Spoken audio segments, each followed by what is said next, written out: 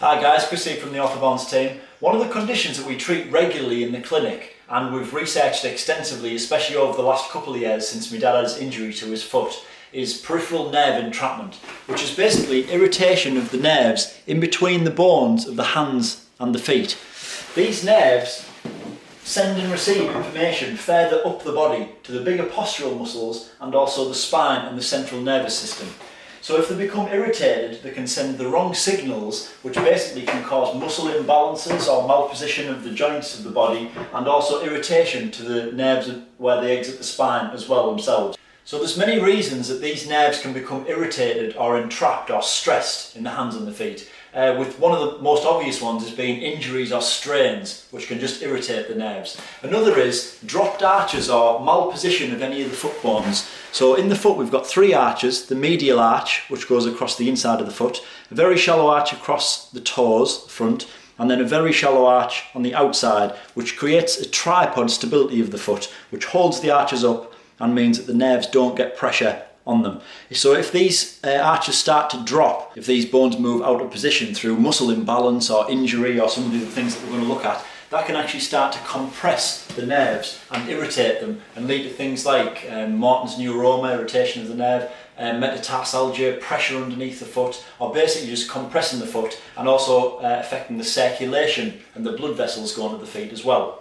What my dad found was that by therapeutically taking pressure off these nerves in the hands and the feet, you can get rid of a lot of the stress going into the central nervous system and take pressure off a lot of the musculoskeletal problems that we treat in the clinic. So it's now part of our therapeutic intervention to take pressure off these nerves during a session. So we also start to look at what people could do themselves at home to help take pressure off these nerves, and also what causes irritations to the nerves in the first place. And one of the big ones that we found was footwear. So the widest part of the human foot should be across this metatarsal arch here. So we've got the heel, the tarsal bones themselves, and then the metatarsal arch. And the widest portion should be across this metatarsal arch here. But a lot of modern shoes actually compress the bones of the feet. So it squashes this arch together, which can actually irritate the nerves as they go in between the feet, and also cause malformation of the bones of the feet over a period of time, because basically the body will adapt to whatever stresses that we place on it. So if we're wearing compressed shoes a lot of the time, the bones start to form and shape themselves that way.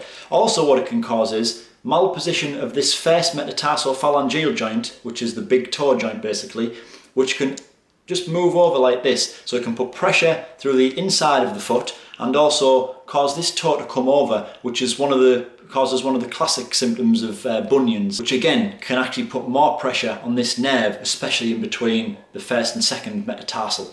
So we're just going to look at two shoes. So we've got a typical running shoe and we've got a Vivo barefoot wider fitting shoe. So we're just going to look at, there's the bones of the feet, and that's how they have to fit into the normal shoe. And what we can see is that the big toe straight away doesn't fit to the shape of the shoe. So to fit with the shape, the big toe has to come slightly inwards, and also the little toe as well has to come inwards to fit the shape of the shoe. So this can cause irritation and cramping or compression of the bones of the feet, which can lead to irritation on these nerves, but also stops the foot working as it should naturally by performing this springing action through the three arches of the feet. So you can see when in the shoe, those bones are actually compressed and it actually malforms the position or shape of the foot so that it can't work at its optimum efficiency. What we see when we look at the Vibram sole and we put the foot up against it is that the foot can actually spread out as it's designed to. So it can be widest across the metatarsal arch, and the toes can actually spread and fan out like they should naturally to be able to do when walking or running or moving, so that they can use this proper spring mechanism and produce an effortless walking and shock absorption. So that just quickly shows how footwear can massively affect the nerves as they run in between the arches of the feet. So if we wear these sorts of shoes that crowd the foot over a long period of time, that's what leads to bunions and malformations of the feet, because we're actually compressing our feet. And some of the other shoes, like a working shoe, which come to a point, or stiletto heels, things like that, and women's high heel shoes, that they really can compress the bones of the feet, which can lead to irritation and also putting a lot of pressure across these arches, which can lead to muscle imbalance and also over a period of time dropped arches as well. So over the years we've also looked at different ways to help to maintain the natural mobility of and function of the foot and help to keep these bones open, taking pressure off these nerves. This is a Vibram 5-fingered sole on some of the shoes that we use to go gill scrambling or walking up in the lakes, and basically you put each toe into one little section, which helps to open up and separate the toes as well as you move and walk, and allows the foot to function as it naturally would over a natural terrain. These shoes are also very flexible, which allows the foot to land how it naturally would over a natural terrain of slippy rocks or uneven surfaces, which as opposed to a normal running shoe, they're quite stiff and inflexible, which doesn't allow the big toe to flex as it naturally should when we walk and run. So we really recommend to get a good source of barefoot or wider fitting shoes which allow the feet to function naturally how they would and maintain this natural position and stop the irritation on the nerves of the feet and malformation of the nerves. So there's a lot of companies out there making barefoot shoes now. We've got Vivo Barefoot, Vibram 5 Fingers, Earth Runners are some of the bigger companies, but there's lots of other little companies as well making barefoot style or wider fitting shoes to help to benefit the feet in this way.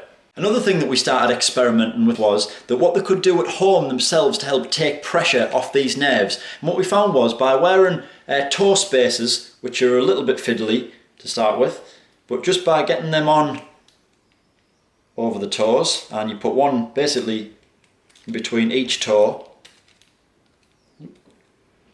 it basically helps to open up and widen the spaces in between the metatarsal bones, which can help to really massively take pressure off these peripheral nerves in the feet. We know not everyone will look into or can actually wear barefoot shoes depending on where you work and what shoes you have to wear, footwear for safety and things like that. So basically one way of helping to open up and spread the toes after a day at work or a period of wearing ill-fitting shoes, toe spacers are brilliant to help to open up and mobilise the spaces in between these metatarsal bones and take pressure off the nerves as well. So even just a period of time, 10, 20 minutes, half an hour, as long as you want on a night, can just really help to open up these nerves and also help to open up the circulation of the feet as well. So as you start to wear the toe separators, you should notice less irritation on the nerves of the feet and also lessening of tension in other areas of the feet because of what we looked at, but also increase in the blood flow to the feet as well. So these toe separators are relatively inexpensive. If you look on our website, you'll find a link on there for the ones that we use and that we like,